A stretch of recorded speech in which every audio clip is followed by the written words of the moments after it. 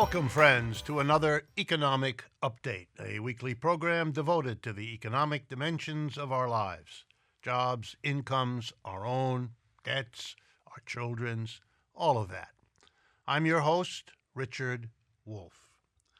I want to begin today with a story about a worker co-op of a sort called the New Belgian Craft Beer. It's pretty well known, and it got quite a bit of attention over recent months as it went about the process of selling itself to a major international beer capitalist, namely Kirin Beer from Japan.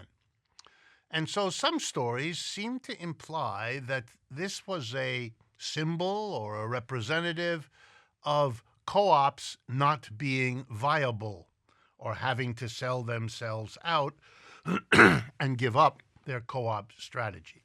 That's wrong for several reasons, and I wanted quickly to go over them. Number one, the New Belgian Craft Beer is not really a worker co-op. It's a worker-owned enterprise, and that's different, and that difference needs to be understood.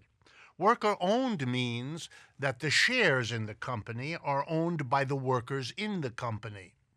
But that leaves open the question of whether the worker owners will organize the work process, making the beer, in a cooperative way, or whether they will choose to reproduce the capitalist system. Have a few people at the top, call them a board of directors, telling everybody else what to do, and gathering the profits into their hands for distribution. ESOP is the legal entity, an employee stock ownership plan, that operates in entities like New Belgian Beer. They chose not to make a co-op the way they organize their business.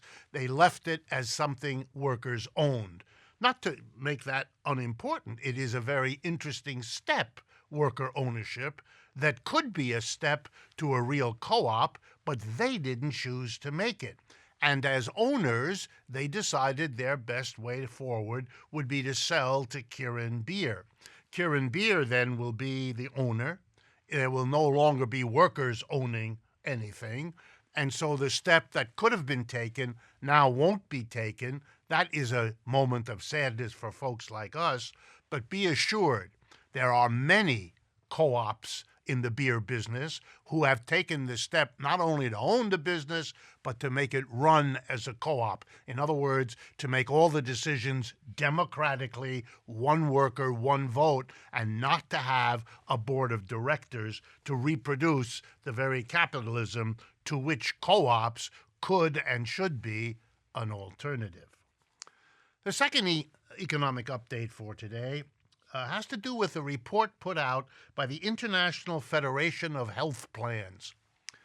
This caught my attention because I have, as you know, fairly often talked to you about the medical industrial complex, that grouping of four industries in the United States: doctors, hospitals, medical insurance companies, and the drug and appliance makers in this country. Those four have gotten together, take care of each other, get each other's back in order to charge more for medical care than in any other country on earth. And the International Federation of Health Plans did a study. It was reported on, for those of you who'd like the details, in the 28th of December New York Times, if you want a shortcut to it. But let me give you the bottom line, as they say. The United States was compared with other countries carefully chosen to be quite different. So let me tell you what the other countries were: Switzerland, South Africa, the United Kingdom, Netherlands, Germany, and the United Arab Emirates, if I have their name right. Okay, here was the bottom line. For most procedures in the hospital, appendectomies, births, the things you go to hospitals for. For most hospital procedures and for most drugs, most of the rest of the world, get ready, measured by these countries, pays less than half what it costs to do exactly the same thing in the United States. It's extraordinary. It's a wonderful summary statistic of how medical care is a gigantic ripoff in the United States that is not equaled anywhere in the rest of the world on the scale that we are ripped off in classic way by a monopoly that these four industries have organized. It's almost as lucrative for the medical industrial complex as it has long been for the military industrial complex. My next update takes a moment of explaining. Capitalism around the world is coming under enormous criticism. The level of inequality in the United States is off the chart. It's going back to the 19th century. And the level of inequality inside most other countries, from China to Britain to you name it, are likewise off the charts. Not only is capitalism producing gross inequality, but capitalism is just now slowly emerging from its second worst collapse in its history, 2008 and 9, with everybody expecting the next downturn to happen soon and to be a doozy. So we got capitalism producing inequality and instability. So no wonder it's getting criticized left and right. And that puts its defenders in a bit of a bind. How are you going to defend a system that works this poorly for the vast majority of people? Capitalism is in danger of being understood, as it long should have, as a system that's really good for the 1%. End of story. So the defenders have a hard time, but they've come up with something to which I want to respond. Here's their defense. Many years ago, sometimes a century is used, sometimes 2 or 3 centuries is used, extreme poverty in the world was much worse than it is today. So capitalism should be applauded, should be celebrated, because it has reduced extreme poverty from what it once was to what it is today. Let me give you a response. First, extreme poverty is a very fuzzy concept. What exactly does it mean? The World Bank, who keeps records of this stuff, has a definition of extreme poverty. That's when a human being lives on, get ready now, $1.90 a day or less. That's right. Let me have that sink in. $1.90 per person to cover the food you eat, the clothes you wear, the shelter that keeps you from the rain, and everything and anything else, all for $1.90. If you had to live on that, try to imagine what it would mean. Even at that absurd level, it is admitted by the World Bank that today in the world, 700 million people live on $1.90 a day per person or less. Suppose we took as a different number $10. Let me do it again. $10 per person for all the food, all the clothing, all the shelter, and everything else. Medical care, transportation, care of children, you name it. $10 a day. If we use that measure, then half of the world today is poor. But to hear these people talk, oh, capitalism has done a wonderful job. Let me take it a step further. This kind of argument reminds me of my mother. Every time something was wrong in our family, my mother, in her defensive need, explained to us that it could have been, and probably once was, worse. Billionaires today, and let me remind you, the top 400 billionaires in the world have together more wealth than the bottom half of the people of this earth. That's all those people living under $10 a day. What the people defending capitalism can't defend against is the outrageous inequality and the gross immorality of this kind of inequality. You don't distract us and you don't deflect criticism of the here and now by telling us what it once was using measures that are, I'm going to be polite now, dubious in the extreme. But it's worse. When we look at what got people out of poverty, for those who managed to, here's what we discover about capitalism and poverty. That capitalists in the majority opposed every one of the steps. When, for example, in the United States, it was proposed to have a minimum wage so people weren't in poverty, capitalists opposed it. They've been opposing it ever since. You know, the last time the minimum wage was raised in the United States? 2009. That's a decade ago. Prices have risen across the decade, but not the minimum wage. That's not fighting poverty, that's causing it. What capitalists want to do, and you shouldn't be fooled, is having tried to oppose minimum wage, family leave, a progressive income tax, all of the things that take people out of poverty, having failed to stop them, capitalists now want us to give credit for those things that they fought against. Stop it. Don't be fooled. And you know, there's some things I can give you as examples in which capitalists, after they've lost the fight to prevent an emergence of poverty, bring it back, the poverty. There was a middle class created in America out of the Great Depression. Social Security, unemployment compensation, public jobs, and a minimum wage, all of which were done in the 1930s, were ways to lift people out of poverty.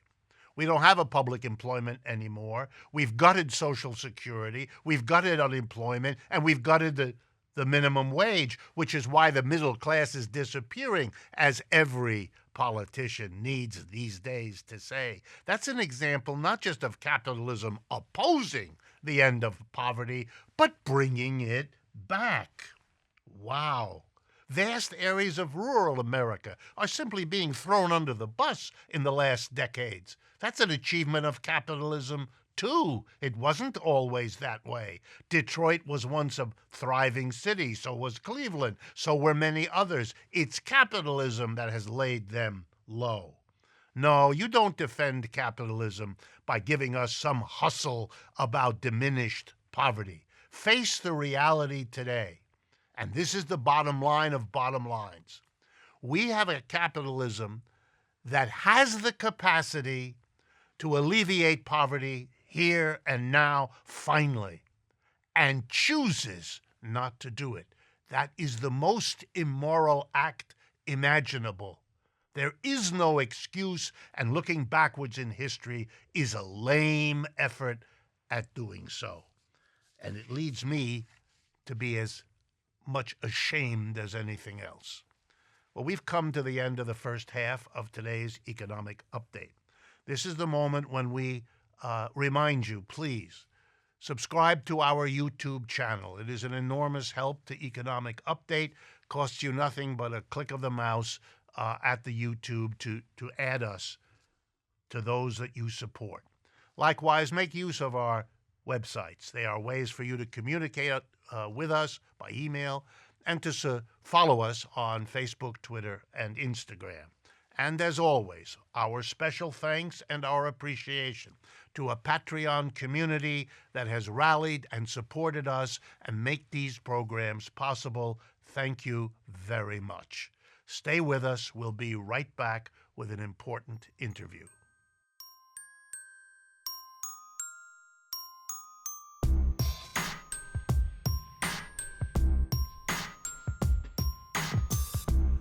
Welcome back, friends, to the second half of today's Economic Update. I'm very happy to welcome back to our microphones, where she's been before, a longtime friend and a guest, Laura Flanders. I don't really need to introduce her, but I'm going to, just to make sure I cover all my bets. She's an award-winning host and executive producer of the Laura Flanders Show. It's a nationally syndicated TV and radio program that looks at the disparities and struggles over power and meaning and the future across many disciplines: economics, politics, and culture. She's worked in independent media, which is what we're going to be talking about, for a long time. She's written 6 books, including the New York Times bestseller, Bush Women, Tales of a Cynical Species, which is a wonderful title. She recently received major awards, and later in our interview, we're going to be talking about them. So, Laura, first of all, welcome. Great to be with you, Rick. Always a pleasure. Okay, well, with that accent, I have to start by asking you, what do you think about the election results in England? The Labour Party, Corbyn, and all of what's happening there, which has such parallels to what's happening here. I mean, it was a heartbreak. I think in the weeks, and especially the days before the election in December, you could see the polling edge towards Corbyn, edge towards Labour. It was always going to be a kind of moonshot. Could he do it? But to see the defeat and the scale of the defeat was truly gobsmacking, depressing, disappointing. The campaign had been the sort of grassroots campaign you and I believe in, had been the kind of engaged community organizing that you want to win, but it just couldn't overcome the Brexit polarization that had happened. And frankly, there were problems, I think, with Corbyn's personal leadership style. He was challenged constantly to address this question of anti-Semitism, never figured out a good way to do it. And I do think that there was just an exhaustion about Brexit that had put people into camps they weren't going to budge. And finally, he was vilified by the press from the minute he put his head above the parapet. It never changed. And Boris Johnson, his opponent, the Conservative leader's strategy was simply not to do media, simply not to give key interviews, not critical interviews, not challenging interviews. He just kept quiet, and that worked for him. I do think there's a deeper thing to it as well, but I don't know if you want to go into it. I do want to ask you one question. How important was the notion in England, in Britain, across Britain, that somehow Europe was the cause of their troubles and disengaging from Europe would be a solution?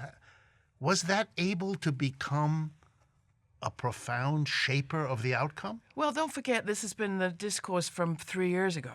When the first Brexit referendum happened, that was the idea. Europe is the source of all your problems. Immigration is the source of all of Britain's problems. And by this point, I think it was almost as if people didn't rethink the question. They just had staked out a position. They weren't shifting.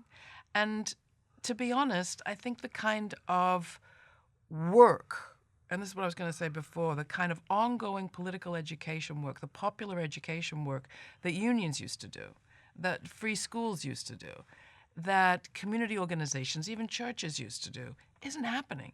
So you can have a Corbyn-McDonnell revival in the last 5 or 6 years of the Labour Party that is finally going back into communities, animating those local Labour Party chapters, but it couldn't happen quick enough to really help people understand what were they actually up against, what were the challenges with Europe, what certainly needed to be changed, but not in this kind of way, and what's the truth versus fiction of the relationship between immigration and Brussels and their quality of life.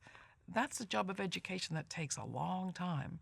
And I think while the agenda of the Labour Party and its manifesto was hugely popular, with renationalizing energy and localizing control and focusing on local economies in lots of ways, support for co-ops, you name it, while that was popular, it felt kind of pie in the sky in a fight that was very, now, this moment, who are you for? This guy or that guy? We always lose when it comes down to that, or we pretty much always lose. But there's buried in there is some optimism, too, because if Boris Johnson proves to be as empty as there's every reason to expect him to be in terms of what he does, all of the bitterness, anger, and all of the momentum will then build across his regime and may make them in the irony stronger, not weaker. Absolutely. I mean, one of the things that was so interesting to me was in the context of this Corbyn-MacDonald Labour revival, and let's not forget where the Labour Party had been before them. Very conservative place, very centrist place. So this is a short-term transformation. While that was happening, you saw local initiatives and experiments happening at places like Preston that we did a special report on, focusing on how do we get people back engaged in their own economy?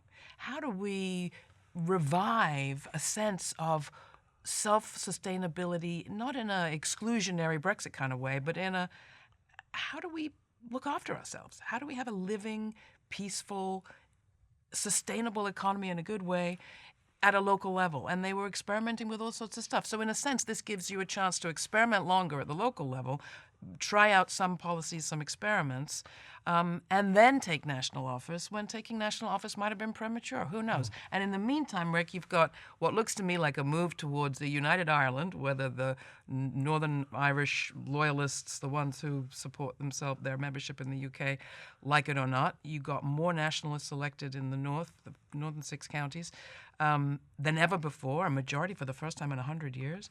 And you have what looks like an independent Scotland in the works. So some interesting things are going to be happening on that front, but it's not immediately great news for the Labour Party. Last question about this and the transition.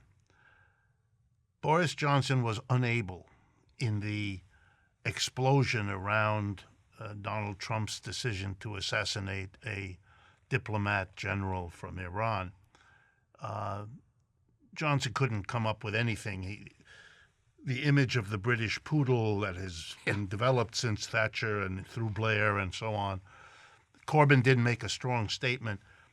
Do you think the extraordinary act of the United States added to that the fact that no European ally was consulted or shown anything about it?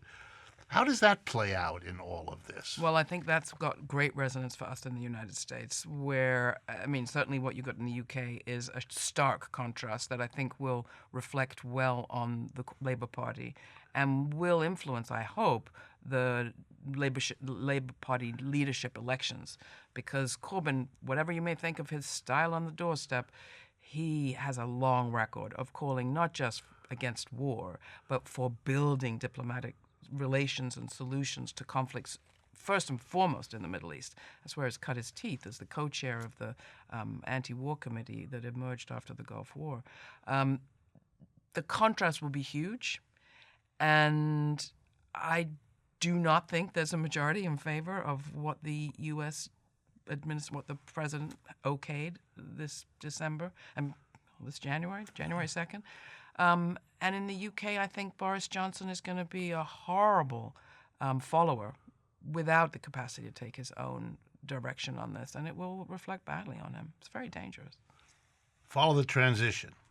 I assume you haven't been glued to the impeachment? No, I have not. Well, I watched some of it, but no, I have not been glued. It's been a distraction from the things that you and I talk about on a regular basis. I think it was a kind of first quarter or fourth quarter return report for invested Democrats, where they felt pretty cheery for a while.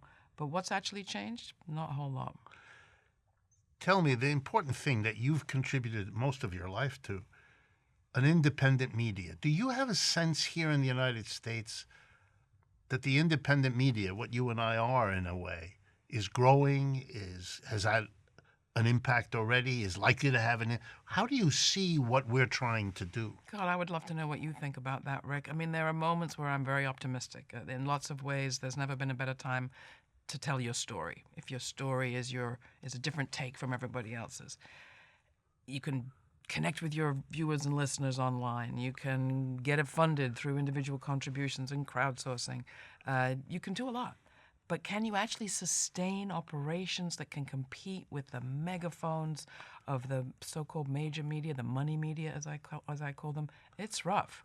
And as more of us do crowdsourcing, we're all kind of crowdsourcing the same crowd. It's a challenge. So I often say there's never been a better time to tell a story. It's never been a harder time to get paid for it. Yes. Okay. Tell me a little bit about some of the initiatives you've taken, the transformative cities, the trip to Buffalo, some of the things you're doing that make sense for you in this moment? Well, I mean, I think that we are mission-driven media, right? And I think that the mission that I've taken upon myself is to try to tell a different story about how change happens. We say the Laura Flanders show is the place where the people who say it can't be done take a back seat to the people who are doing it. We believe people are capable of way more than they are led to believe they're capable of, especially by our money media, and that if we can tell the stories of successful collective action, not always successful even, but of collective action that takes on the challenges that people face and brings people together and surfaces new possibilities, we can hold power to account in a different way than the way our money media suggests, which is you have a choice between two guys or a guy and a few women once every 4 years and then shut up. We know that's not how change happens.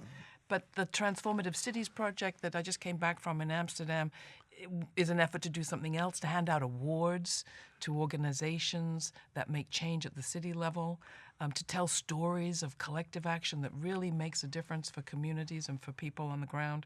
I think a lot of us are engaged in this effort. If we don't tell peace stories, we're going to be ever more vulnerable to the warmonger stories. If we don't tell stories of people coming together, we're feeding into people's sense of nihilism, of fear, of panic, and I think that's what leads folks to buy their own guns and to vote for people with big guns. And frankly, we're dreaming if we don't think there were people out there cheering for Trump this week, the week of these attacks in Iraq. And there's an old truth that when you fight a war abroad, the things you do there, they come home. If you're willing to shoot people somewhere else, you're willing to shoot them here. The president who assassinates foreigners will have no hesitance to assassinate non-foreigners. And that's the rule of history. It's the lesson of history. And woe to the people who can't learn it, as others have said better than I. You got some awards this year. I want to mention them. An Izzy Award, a Pat Mitchell Lifetime Achievement Award, Urban Journalist of the Year. I mean, these are some recognitions, and I think beside your being modest, I want to push you again. Is there some recognition that, yeah, the money media are the money media, but maybe Americans are beginning to understand that there's something to be gained by having diverse platforms, diverse sources of news? I notice with my students, since I still teach in the university, that there's a lot of interest in the unusual, non-money media, and that they have a sense they need to have access to that too. Yeah, no question. And I have thought a lot about these awards because I'm not one that won lots of awards and then suddenly 3 in a year, major ones. And I think it's partly a recognition of duration. I've been doing this for a long time. The Laura Flanders show is 10 years old. But I do think you're right that it's, and I don't want to be totally humble, of course, I'm doing great journalism, but I think it is a recognition of a whole field that we can, particularly in the case of the Women's Media Center Awards, this is not indie left media. Feminist, yeah, but not necessarily indie left. And the presentation to me was all about independent media being the future, coming from a woman that used to run PBS and who worked for Ted Turner and who was a longtime TV anchor on NBC in Boston. So it's interesting. I do think there's a recognition, if not that our field is the great new hope, but that there's something deeply wrong with having our news brought to us by the same corporations that bring us our killing, and that there is the capacity, the new technology enables us to do reporting and discussion in a different way. And therefore, let's look at this. Let's figure out how do we get stronger. And I let's wish do we it had together. more time. We will do it together. Thank you very much, Laura. You're welcome. And thank all of you, and with particular appreciation to our Patreon community for your ongoing support. It means the world to us. Stay with us. We will be with you again next week.